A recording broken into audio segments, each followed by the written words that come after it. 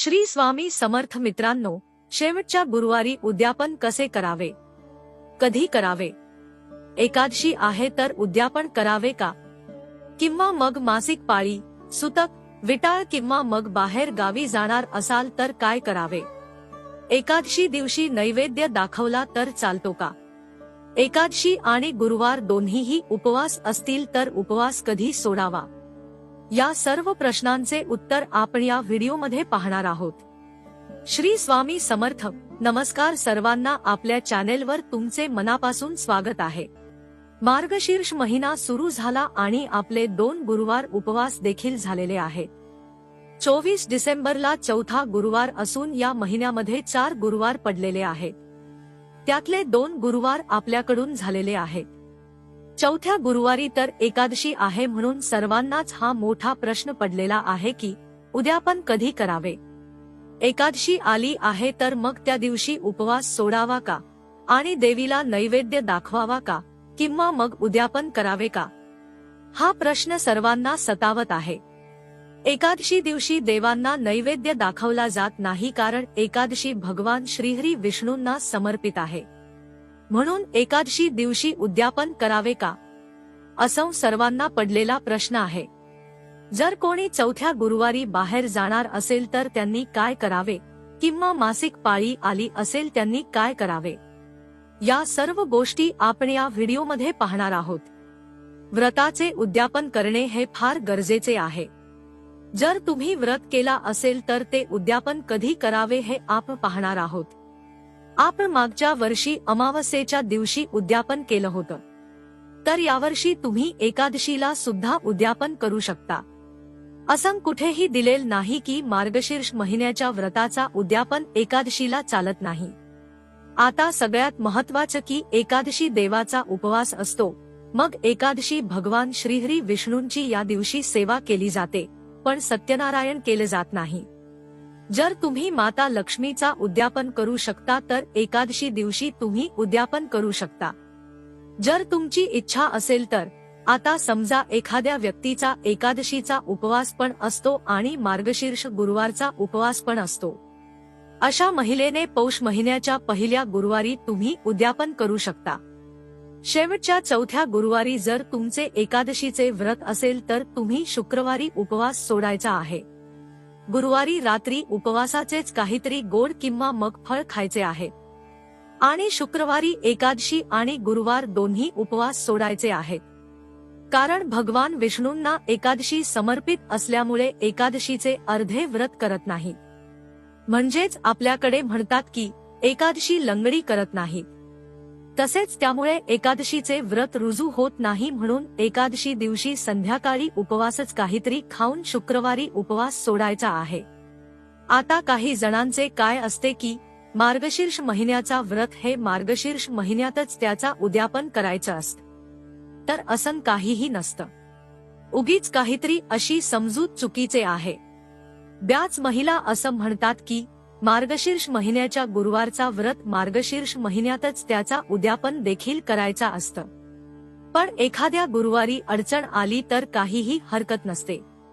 देवी लक्ष्मी माता सर्व काही समजून घेते. पौष महिन्याच्या पहिल्या गुरुवारी तुम्ही उद्यापन करू शकता. पौष महिना अजिबात वाईट नाही. पौष महिना भगवान सूर्याला समर्पित आहे. भगवान सूर्याची मनोभावी पूजा केली जाते. या महिन्यांमध्ये सर्व स्त्रिया सूर्यनारायणाची पूजा करतात.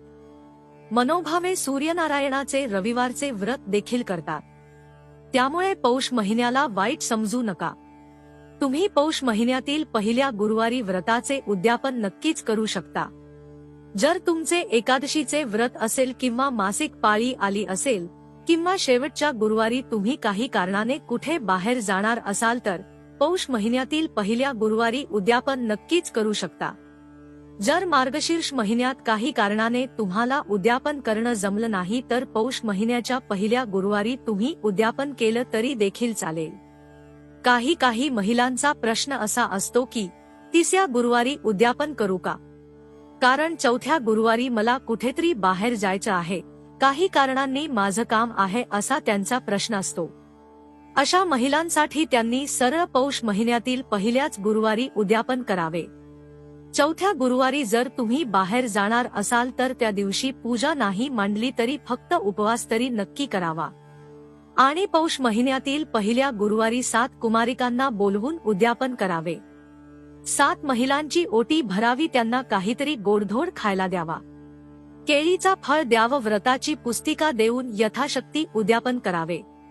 भक्ती भावाने देवीची पूजा करावी, देवीला क्षमा मागावी की माझ्याकडून काही चुकलं असेल तर मला माफ कर। बराच वेळा महालक्ष्मी व्रताच्या उद्यापना दिवशी ग्रंथ वाटले जातात। महालक्ष्मी व्रताचे महिला ग्रंथ वाटतात, त्या ग्रंथाचा मानसन्मान ठेवत नाहीत। काही महिला उपवास करत नाहीत तर त्या महिला कुठेही ग्रंथ ठेवतात, खाली ठेवतात, मग लहान मुलं ते ग्रंथ फाडू शकतात। अशा महिलांना ग्रंथ देऊ नका। जी व्यक्ती त्याचा मानसन्मान ठेवू शकते अशा स्त्रीलाच ते द्या, कारण व्रत पुस्तिका देण्यामागील हा एक उद्देश असतो की त्यांनी देखील मार्गशीर्ष महिन्याचे गुरुवारचे व्रत करावे।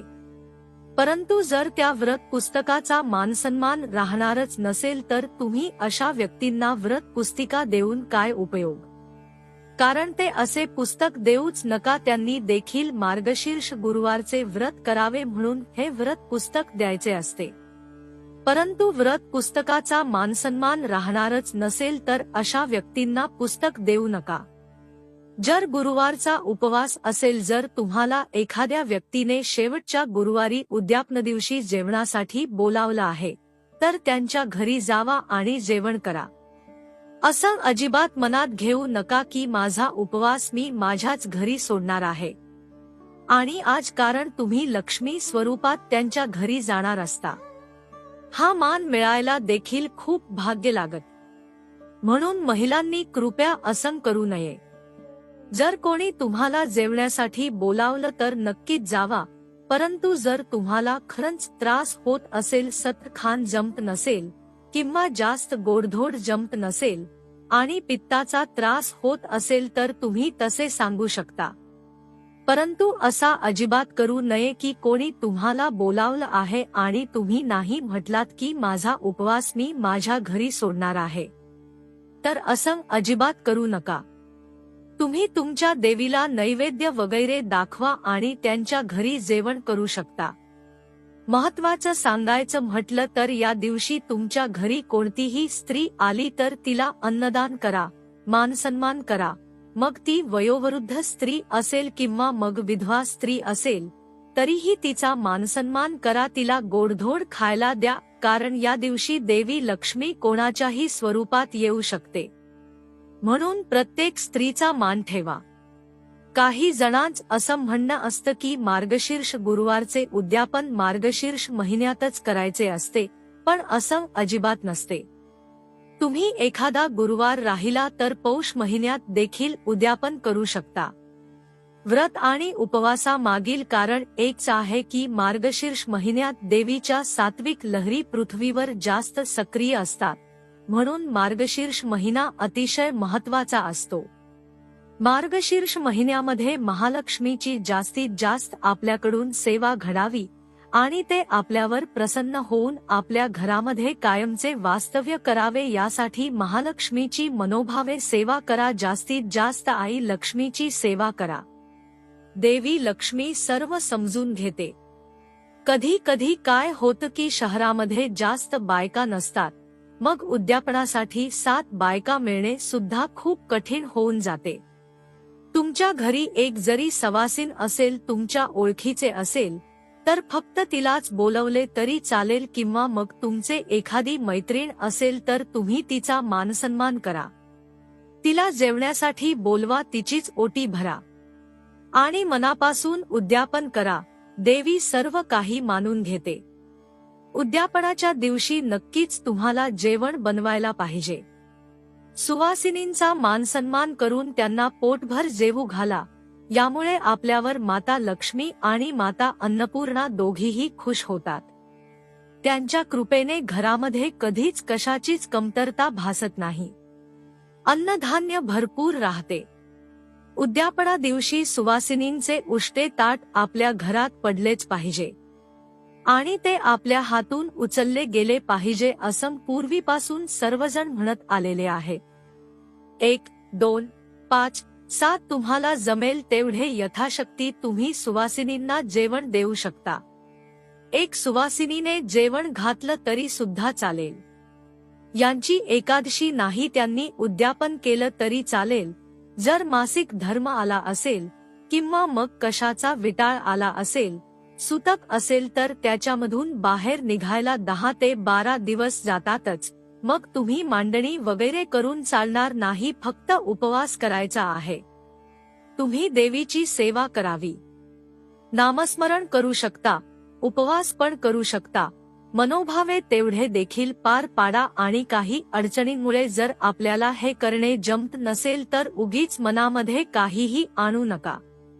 फक्त उपवास केला आणि मांडणी नाही केली. जर तुम्हाला बाहेर गावी जावं लागलं, तुम्ही जर तुमच्या लेकीच्या घरी गेला, सुनेच्या घरी गेला, लांब कुठे गेला, पाहुण्यांच्या घरी, तर तिकडे जाऊन सेवा केली तरी देखील चालते.